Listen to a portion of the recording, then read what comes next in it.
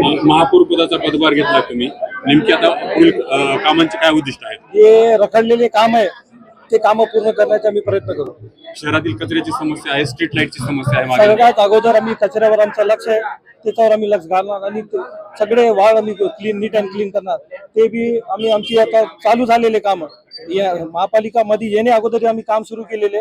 सगळ्या ASI ला बोललो की जी आता येणारी शिवजयंती आहे त्यामध्ये आम्हाला सगळं city clean, neat and clean पाहिजे. कुठल्या विकास कामांना प्राधान्य देणार?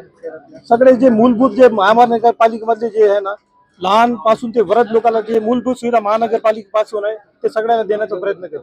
महापौरच्या पहिल्या पदावर बसलात, कोणत्या फाईलवर सही करणार पाहिजे? जे सही फाईल येते त्याच्यावर करणार आपल्या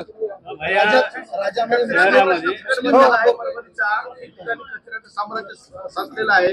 काय नेमकं आता महापौर म्हणून बस विराजमान झाले तुम्ही, प्रामुख्याने आम्ही जे कॉन्ट्रॅक्टर त्यांना बोललेलं त्यांच्या महापालिकावर त्यांचे जे पैसे पेंडिंग आहे ते आम्ही त्याला व्यवस्थित बोलून त्यांना कॉन्फिडन्स मध्ये घेऊन आम्ही काम स्टार्ट करणार आहोत. शिवसेनेनं मुस्लिम महापौर बसवला म्हणून राज्यभर विरोध होत आहे. आता सोडून द्यायला नाही, ते विरोधाला आम्हाला काय उत्तर द्यायचं नाही, आमच्या कामातून आम्ही त्यांना उत्तर देऊ. शहरामध्ये अनेक स्लम एरिया आहेत ज्यामध्ये रस्ते नाली याची भयंकर परिस्थिती बिकट.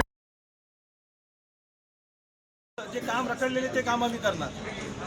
परभणीच्या धुळीसाठी काय म्हणजे परभणीतील धूळ ते मुख्य आहे ना ते मुद्दा.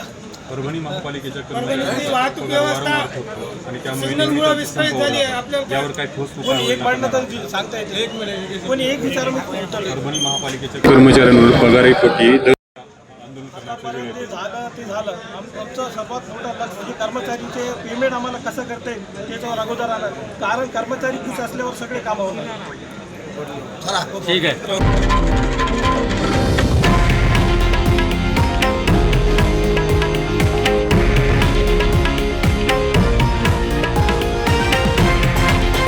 हे आहे देशातील नंबर 1 न्यूज नेटवर्क आणि आपण पाहत आहात TV9 मराठी, एकमेव.